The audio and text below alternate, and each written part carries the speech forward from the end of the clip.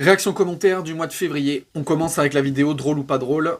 Le dieu décide de ce qui doit être autorisé ou non. On avait un commentaire de Ethel qui nous dit « Meurice m'a fait énormément rire avec sa blague sur Netanyahou ». Alors donc, dans ma vidéo, j'étais absolument pro Meurice dans le sens liberté de la parole et de l'humour. Mais là, par exemple, ce commentaire, il est aussi débile que ceux qui disent la blague de Meurice ne mérite pas d'être au plateau parce qu'elle est nulle. C'est pas parce que ça lui a fait rire que ça mérite d'être diffusé. Sur la vidéo, Russie vainqueur de l'Occident, donc là ça parlait au début de la vidéo sur le fait que les Pujadas qui disaient oui il faudrait que chaque Français donne 500 € à l'Ukraine, que ça serait bien de le faire. Bon bien sûr dans la vidéo je lui chie dessus. Et donc Denis qui dit il devrait prélever 500 € sur nos comptes et si tu as pas les moyens, on pourrait faire des prélèvements sur plusieurs mois. C'est important d'aider l'Ukraine, faut arrêter de penser qu'à soi.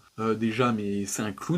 Mais oui, bien sûr, on va te prélever de force de l'argent pour aller le donner à un autre pays. J'aime bien, lui, il faut arrêter de penser qu'à soi. J'espère que ce Denis a donné 500 balles. Franchement, je suis sûr à 90% qu'il n'a même pas donné 500 balles. Mais admettons qu'il ait donné 500 balles. Maintenant, j'espère qu'il a aussi donné 500 balles à ce qui se passe au Yémen.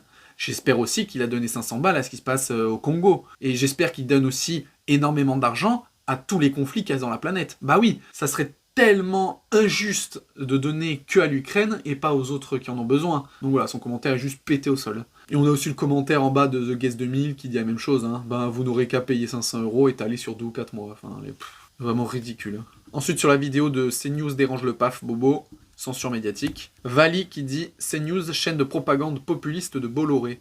Commentaire pas du tout pertinent, parce que dans ce cas-là, chaque chaîne est une propagande pour son idéologie, enfin, on n'en finit pas, quoi. Ensuite, Kamel l'Ancien qui dit « CNews, chaîne de fachos et de pédophiles comme Morandini ». C'est vrai que sur les chaînes de gauche, où il y a eu souvent des gens invités pro de gauche, il n'y avait aucun pédophile dedans, hein. Donc enfin voilà, juste sortir la carte Joker, c'est risible parce qu'il y en a sur toutes les chaînes, hein. Voilà, en soi j'ai préféré ce type de commentaire, donc de Jonathan qui dit BFM et CNews même merde, et Nat King qui dit les gauchias et les droits tardés c'est pareil. Donc je suis plutôt d'accord globalement en fait avec ces commentaires. CPRN qui dit je n'aime pas Hanouna, mais là il a raison, la gauche si tu ne penses pas comme eux, tu es d'extrême droite. Donc oui. Voilà, commentaire très pertinent, effectivement. Hein. Avant, on avait l'impression que tout ce qui était censure, etc., ça venait de la droite, extrême droite, etc.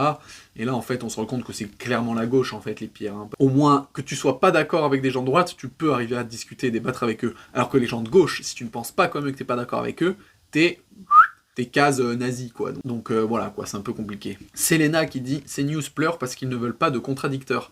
Là, alors vraiment, j'ai absolument pas compris ce commentaire. Je pense qu'elle a bugué. S'il y a bien des chaînes qui sont ouvertes aux contradicteurs et au débat, c'est bien les chaînes de droite, en l'occurrence comme CNews. Par exemple, TPMP, qui est droite, extrême droite, invite énormément de gens de gauche, alors qu'à l'inverse, le quotidien, qui est gauche, extrême gauche, a beaucoup moins de contradicteurs sur son plateau. Que sur les médias en général de gauche, il y a beaucoup moins de contradicteurs que sur les médias de droite. Donc je pense qu'elle s'est plantée. Nostradamus qui dit « Avec la différence que CNews est privé et France Inter est payé avec l'argent public ». Alors oui, si ce commentaire est vrai, effectivement, c'est que à un moment donné, quand ta chaîne elle est privée, bah t'as le droit logiquement d'avoir une certaine tendance. Alors que sur le coup, pour une chaîne qui est publique, bah logiquement elle est censée représenter plus ou moins tout le monde, donc avoir une certaine neutralité. Alors effectivement, France Inter c'est pas très neutre. Marc qui dit « Les socialistes ne représentent que 2% aux élections, mais 90% dans les médias ». Celui-là aussi je l'ai trouvé assez juste, hein, parce que, bon, 2%, moi je mélangerais tout en disant socialiste et France Insoumise en général. Donc voilà, au lieu de 2%, on pourrait dire 20%, mais ça reste effectivement dérisoire par rapport à l'ultra-majorité de la tendance gauche sur les médias. Patrick qui dit CNews très bonne chaîne, bon bah c'est pareil, ce genre de commentaires on s'en fout en fait, savoir si c'est bien ou pas bien, c'est pas le problème. Si t'aimes pas, tu changes de chaîne, et c'est tout. Mais que t'aimes ou pas, il faut laisser la liberté des chaînes à exister. Roland Paredes qui dit Orwell 1987, voilà, rien de plus à ajouter, hein, clairement, c'est ce que je dis souvent dans mes vidéos, c'est on ne peut plus legit. Concernant la vidéo, critique interdite, France égale oligarchie autoritaire. Cédric me dit « Quand on voit que Bolloré a gagné des milliards grâce au pseudo-virus Covid, pensez-vous que CNews et C8 n'ont pas de conflit d'intérêt ?» Je comprends pas trop. Alors CNews, je ne regarde pas, mais en l'occurrence C8 avec donc TPMP, l'émission phare de la chaîne, je suis désolé, mais Hanouna en premier lieu, qui est donc l'employé de Bolloré, il a un discours clairement anti-vaccin, etc. et pro-Raoult. Raoult qui est fustigé de partout dans les médias. Donc non, sur le coup, il y a un zéro conflit d'intérêt. Dali qui dit « Pourquoi les politiciens se sont votés rajouter une non-obligation de vaccination pour eux. Alors ça, je ne sais absolument pas si c'est vrai, mais alors si c'est le cas, c'est juste choquant en fait. Et ça me paraît bizarre qu'on n'en ait pas plus entendu parler. Parce que vraiment, si c'est le cas, là c'est un truc de fou. HHV qui dit « Tous ceux qui passent à la télévision obéissent. S'ils n'obéissent pas, vous ne les verrez jamais à la télévision. » Bon, ça, en soi, c'est plutôt vrai, hein, parce qu'effectivement, si vous commencez à avoir un discours qui est contre la vie mainstream des médias, bah, au début, bon, vous allez passer dans le sens où ça fait un peu du buzz, des clics, donc les médias ont besoin de ça, que ça buzz, que ça soit regardé. Mais il y a une certaine limite à ne pas dépasser. Si vraiment ça devient trop gênant ce que les contradicteurs disent, on les vire, on les blacklist, et c'est comme s'ils existaient plus, quoi. Donc on les censure en ne les invitant pas. Vierge Fred qui dit « Géraldine va refaire 5 doses », parce que oui, dans l'extrait de vidéo, Géraldine est absolument pro-vaccin et tout. D'ailleurs, c'est absolument drôle, parce que si besoin, les personnes à risque vont se refaire vacciner. Et en fait, il y avait une question que quelqu'un avait posée, c'était dire « Ok, donc là vous êtes tous vaccinés », tout le monde avait répondu oui, et la personne avait dit « Est-ce que là vous allez vous refaire vacciner ?» Et même les personnes qui étaient à fond pro-vaccin, qui avaient dit oui, ont dit non. Et le prétexte, c'était dire, oui, mais là, le virus est moins dangereux, avec les variants, etc. Nous, on n'en a plus besoin, etc. Mais ça m'a fait rire. Les premiers virus de 2020, c'était exactement pareil. Là, la taux de mortalité, c'était vraiment une somme dérisoire. Ça touchait des personnes de plus de 60 ou 70 ans, avec des problèmes cardiaques ou du surpoids, etc. Donc, au niveau de la dangerosité, on n'est pas trop mal, quoi. Je vois pas en quoi c'était ultra dangereux en 2020 et que là c'est pas dangereux. Enfin, pour moi c'est les mêmes risques parce que justement on propose à ces mêmes personnes de se faire vacciner, donc ça veut dire qu'il y a un risque pour eux encore. Le discours devrait être absolument le même. Si elle s'est fait vacciner 3 fois en 2020, enfin en 2021, en 2022, je vois pas pourquoi elle le referait pas là. Donc en fait c'est que même ces gens qui ont eu le cerveau lavé par les médias et les gouvernements à te dire un truc, ils les ont écoutés bêtement, tellement ils se disent bah, je peux plus revenir en arrière, ils vont continuer de te dire que c'était bien, mais ils vont trouver une excuse pour te dire mais non, mais là il n'y a plus besoin de se faire vacciner. Vraiment, c'est une dinguerie quoi. Ils sont forts ces gens. Sourcier qui dit elle a 3 doses, elle se rassure, voilà, c'était un peu le même truc. Ensuite le régulateur qui dit pourquoi les vaccinés font chier les non vaccinés. Nous les non vaccinés, on s'en fout que ces moutons se fassent piquer, c'est leur droit. La question elle est très pertinente. C'est vrai que c'est fou. Les gens qui sont pas vaccinés, ils s'en branlent en fait des autres. Ils s'en branlent que les autres se fassent vacciner. Ils ont jamais dit « Non, vous faites pas vacciner, on va manifester pour que vous fassiez pas vacciner. » Juste, ils vivent leur vie. Et donc, pourquoi les gens qui sont vaccinés, ils ont cette envie de faire chier les autres? Parce qu'en plus, ça ne leur change absolument rien sur le fait que les autres soient pas vaccinés. Le vaccin, c'est juste pour atténuer ton truc. Mais je veux dire, le virus, il va quand même venir sur les corps et tout. Tu vas pas plus ou moins attraper le virus si la personne en face de toi, elle est vaccinée ou non. Ça ne change rien. Le vaccin, c'est juste pour ta propre immunité, on va dire. Vraiment, les gens qui sont vaccinés n'ont aucune raison de faire chier ceux qui ne le sont pas. Vraiment. Ça montre un état d'esprit de ces gens-là qui en fait à la fois sont moutons pour suivre sans réfléchir les choses et qui du coup ont envie d'être dans cette sphère de protection de cocon, même si on leur dit de la merde, et qui du coup deviennent hyper violents avec les autres parce qu'ils sont pas dans le groupe et ils pensent pas comme eux. Vraiment ça c'est un bon cas de sociologie à étudier. Ensuite, Puce qui dit tous les partis politiques n'existent que pour diviser le peuple. Ils ont très peur que le peuple s'unisse, car un peuple uni détient le pouvoir absolu. Ça, c'est un commentaire qui est absolument vrai, hein, diviser pour mieux régner. Effectivement, à l'époque de la monarchie où il y avait qu'un roi, bon, c'était pas la violence qu'on faisait régner l'ordre s'il y avait des problèmes, mais en soi, voilà, comment la révolution elle est apparue, parce qu'il y avait qu'une autorité. Et c'est vrai que là, l'ingéniosité de la pseudo-démocratie avec ces partis politiques, c'est qu'en fait, ils te disent tous qu'ils sont opposés entre eux, pour dire « Ah non, mais moi je le déteste, hein, ce parti, je suis absolument contre », pour te montrer toi le peuple que ah bah au moins voilà ils sont pas tous unis et du coup bah voilà tous les 5 ans on te dit de voter pour tel ou tel parti, si t'es pas content tu vas voter pour un autre etc. Mais en fait ça donne une illusion que nous-mêmes avons le pouvoir, du coup ça sert à rien de nous rebeller parce qu'effectivement si c'est nous qui avons le pouvoir nous pouvons changer les choses dans l'ordre, mais sauf qu'on voit bien que ça se passe pas comme ça et qu'en fait ils sont tous dans le même bateau l'élite, que ce soit de l'extrême gauche à l'extrême droite. Les partis servent à diviser le peuple qui est trop con pour comprendre ça et qui du coup se tape lui-même sur la gueule en disant ah, tu penses pas comme moi, t'es droite, moi je suis de gauche, on n'est pas d'accord, on se tape dessus.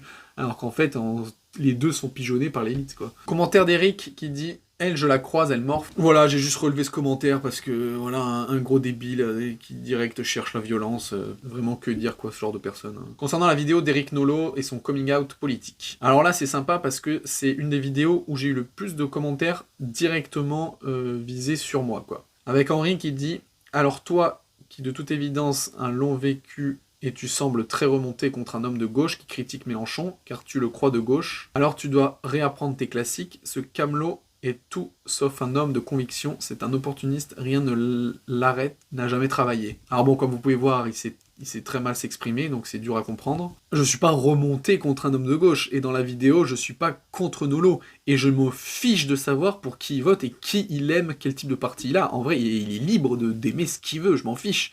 Ce que je lui reproche, c'est d'être faux cul à répéter depuis des années qu'il est de gauche, alors que dans cette vidéo, c'est une déclaration d'amour à la droite et à l'extrême droite qui fait Nolo. Donc en fait c'est juste ça, ce que je lui reproche, c'est d'être un gros faux cul et de faire croire ce qu'il n'est pas. Ensuite, ManureBX2 qui me dit « Ton analyse réside sur ton manque de faculté à placer le curseur de l'extrême droite. À l'extrême gauche, plusieurs hypothèses s'imposent. Moi je pense, pour être gentil, que tu manques de culture politique. » Bah je suis désolé pour lui, mais en fait, non, c'est très très simple à comprendre. Hein. Je le conseille d'aller voir la vidéo de Livre Noir de Nolo, parce que donc le Livre Noir, c'est une chaîne droite-extrême droite, c'est clair, je veux dire, il ne s'en cache même pas, c'est juste le terme extrême droite que personne n'aime employer, comme l'extrême gauche, mais je veux dire, voilà, dans l'inconscient collectif, c'est ce qu'on appelle extrême droite, et Nolo, vraiment, fait une déclaration d'amour à leurs convictions et à ce qu'ils disent, hein. Et ils clashent constamment la gauche et l'extrême gauche. Donc vraiment, je l'invite à regarder la vidéo, parce que ce que je dis, c'est clair et net par rapport à ce qui est dit dans la vidéo. Donc que je manque de culture politique, ça, c'est sûr, mais en tout cas, sur le fait que Nolo soit un mec de droite qui dit faussement qu'il est de gauche, j'ai absolument raison, et vraiment qui me démontre l'inverse, hein, j'attends que ça. Ensuite, Alain, qui me dit « Enlève tes lunettes de mouche à merde, il est juste de la vraie gauche. Mélenchon, c'est une merde. Ça ne te dérange pas si je t'appelle Mam, parce que tu me rappelles une mouche à merde que j'ai beaucoup aimée. » Alors ça, ces deux commentaires viennent des plusieurs parties de la même vidéo. Donc déjà, je vais répondre sur le fond, par rapport à ce qu'ils disent qu'il est de la vraie gauche. Bah non, en fait, je l'invite encore à regarder la vidéo, hein, pour comprendre. Hein. Malheureusement, son niveau intellectuel ne va pas plus loin qu'une vidéo de 5 minutes, donc je pense qu'il n'arrivera pas à suivre l'interview qui dure 1 heure. Malheureusement, on peut rien pour ce genre de personne. C'est dommage parce qu'il se rendrait compte que non, ce n'est pas quelqu'un de gauche, mais c'est quelqu'un de droite. Et du coup, peut-être que lui-même, ce Alain, est quelqu'un de droite, et qu'il est persuadé dans sa tête d'être quelqu'un de gauche.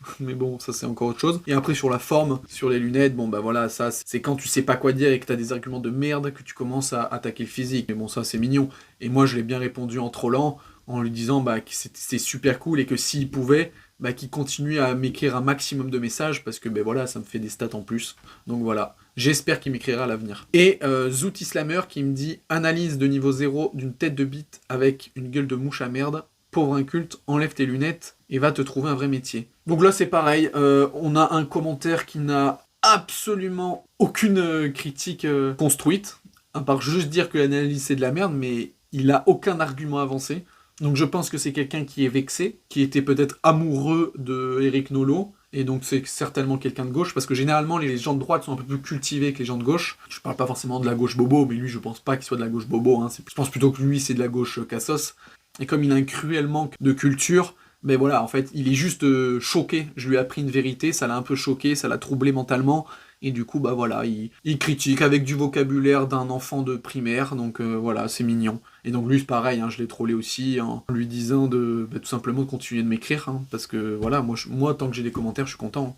Je reviens sur la vidéo d'Eric Nolo, parce que j'avais oublié un commentaire sur la chaîne YouTube, de Instrumental Studio, qui a fait un bon commentaire, vraiment un long commentaire, j'ai pas tout noté, qui est donc bien construit, hein, mais en soi je trouve qu'il va pas du tout. Il me dit, petite critique, tu ne te dis pas de gauche, mais tu fais exactement ce que l'extrême gauche fait depuis des années, c'est elle qui place le curseur de ce qui est de droite et ce qui est de gauche. Alors déjà, ça, je trouve ça mais complètement faux. Ça veut dire que les gens de droite, ils ne savent pas se placer. C'est-à-dire que les gens de droite, ils se disent, je sais pas, je suis de... Ils arrivent pas à donner des noms. Bah, les gens de droite, ils savent bien qu'ils sont de droite, les gens d'extrême droite, même l'extrême gauche. Le mot extrême, faut l'enlever parce que de toute façon, quelqu'un d'extrême droite qui sait qu'il vote à l'extrême droite, etc., même lui-même n'avouera jamais qu'il est d'extrême droite. Pareil pour l'extrême gauche. Mais pour caricaturer, tout le monde sait, même celui qui ne l'avouera jamais, il sait qu'il est catégorisé dans l'extrême droite. Donc à un moment donné, non, c'est pas la gauche qui choisit le curseur. Donc faut arrêter de jouer au bisounours. C'est peut-être dur de définir précisément les limites, mais c'est comme dire définir le temps. Tout le monde sait ce que c'est le temps, pourtant définir avec des mots concrets le temps, c'est déjà plus dur, surtout quand on n'est pas scientifique. Et donc là, c'est pareil. Tout le monde sait, à un moment donné, quand t'es d'extrême gauche, de centre, de droite ou d'extrême droite. En fait, il suffit de voir tout ce que tu penses sur plusieurs sujets. Alors que si tu regardes ce qui était considéré comme la gauche il y a genre 40-50 ans,